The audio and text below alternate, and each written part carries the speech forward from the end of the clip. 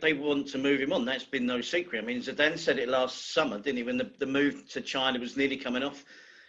I'm sure Zidane regrets saying the sooner he goes, the better. If he goes tomorrow, that'd be great for everybody. It didn't come out well. And, eventually the Gareth Bale had to come back into the squad, back into the team. He's probably going to notice he played less matches than Eden Hazard this year and scored more goals. But Hazard was given the opportunity. He did suffer from injuries. So if you ask me my opinion on whether Gareth Bale stays at Real Madrid, yeah, I think he will. I think it's been made clear. Like an Ozil at Arsenal situation, though, isn't it? I mean, Ozil's sitting there not playing, saying, I'm just going to see out my contract, earning 350 grand a week. And Gareth Bale's in the same situation.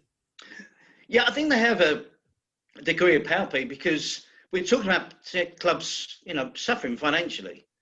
So if you're Real Madrid and Arsenal with Ozil, 600 grand a week for Gareth Bale, sooner or later, Florentino Perez has to say, look, we can't move him on.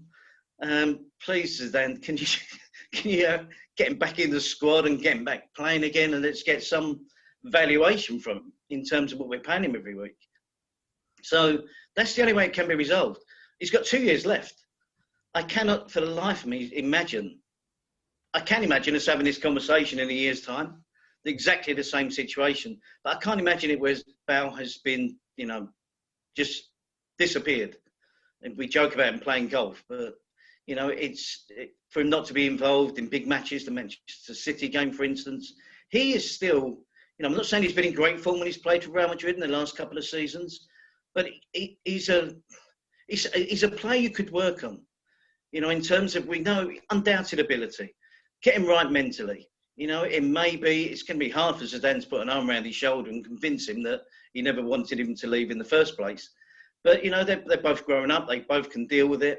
And I think the only solution for Real Madrid is to try and get Gareth Bale back in the fold. Because I still think he's better than what they've got. I spoke about Gareth Bale on the podcast the other week, and Dharmesh will testify, I nearly started crying. I mean, I just think he's such a wonderful player. And when he's played in the big games, he's always produced. And I think that I just wish that Zinedine Zidane was an amazing player, someone I loved watching as a player. But he had that little streak of petulance, didn't he, which we saw with the headbutt, didn't we, against Italy. And I just think he's showing a little bit of that now with this situation. And I just think, he needs to, as the manager of the club, for me, he needs to sort of just show a bit of maturity and put an arm around Bale and try and get him back involved. Because like you say, it doesn't look like he's going anywhere. And I think we probably all would agree on this, I'm assuming.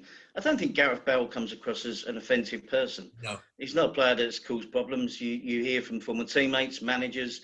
No one's really had a bad word to say about him.